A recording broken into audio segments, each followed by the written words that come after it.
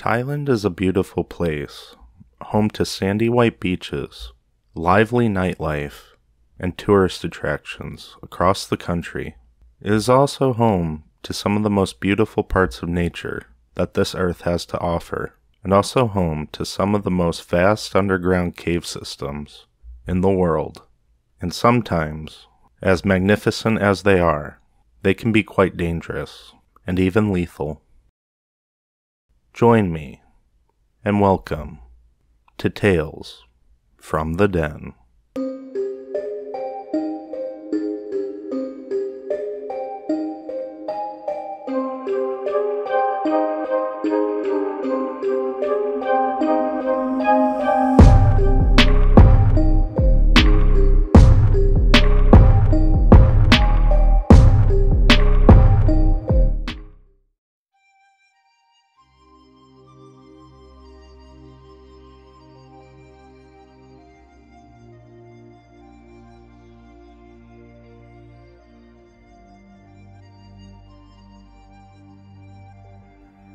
On June 23rd, 12 boys went exploring in Thailand's Chiang Rai province with their football coach, deep inside a cave underneath a mountain. It all began with a birthday party on Saturday of June 23rd.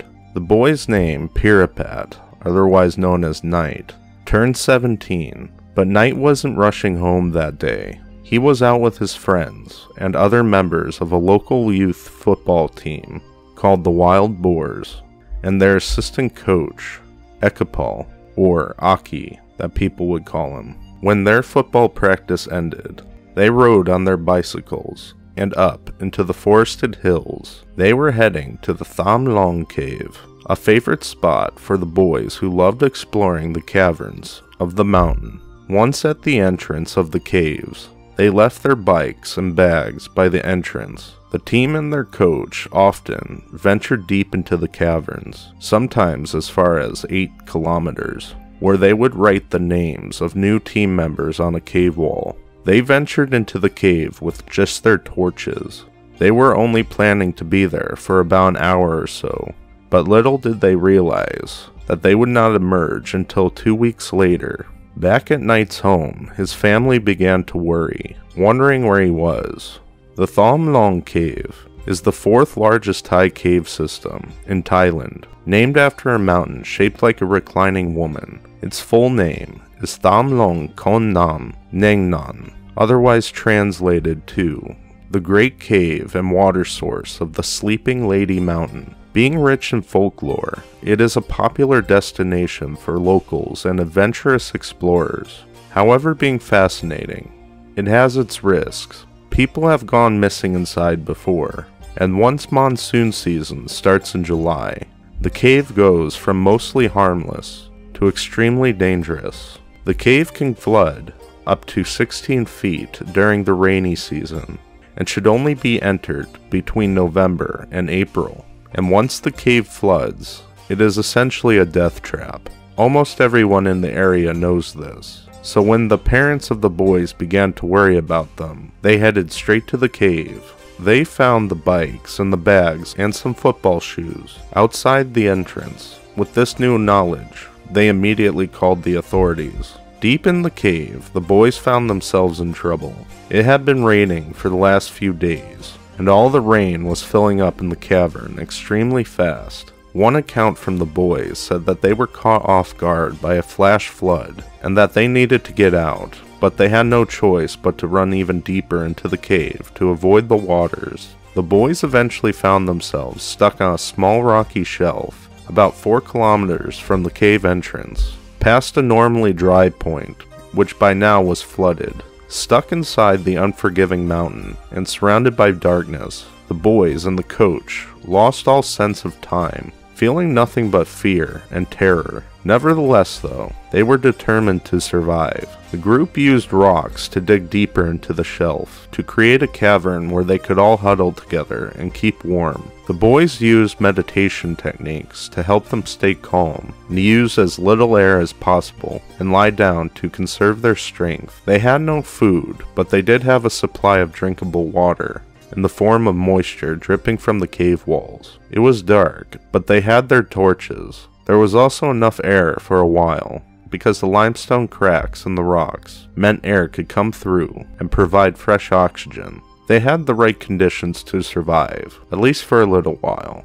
Outside the cave, a rescue operation was quickly unfolding. Authorities called in the Thai Navy SEALs, the National Police, and other rescue teams. Local volunteers also came to help as well. Initial investigations found footprints at one of the chambers in the cave, but no other sign the boys were still alive. Exploring the cave was a challenge. Most of the Navy divers had little diving experience, and the weather was merciless. Heavy rainfall meant the water level was still rising, flooding chambers and cutting off parts of the cave. Engineers desperately tried to pump water out of the cave, but struggled, it seemed. No one really had any idea what to do, and the officials brought whatever equipment they could think of. Small water pumps, long pipes, knives, and shovels, but much of it was unsuitable for the job.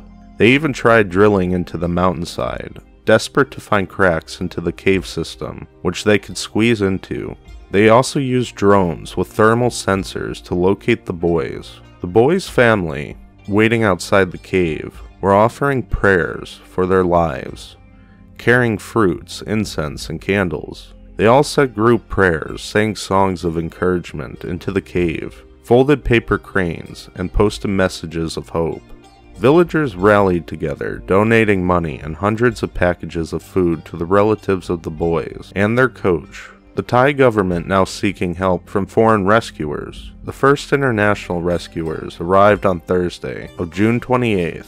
These were the U.S. Air Force rescue specialists and cave divers from the UK, Belgium, Australia, Scandinavia, and many other countries. Some had volunteered, and some were called in by the Thai authorities. Over the next few days, they and the Thai divers would fight a constant battle. They had to swim against a strong current, and were often forced back by rising floodwaters. On Sunday, July 1st, just over a week after the boys went missing, the rescuers made some progress. They reached a large cavern, and it served as a key base for the divers. The very next day, 2 British divers made an incredible discovery.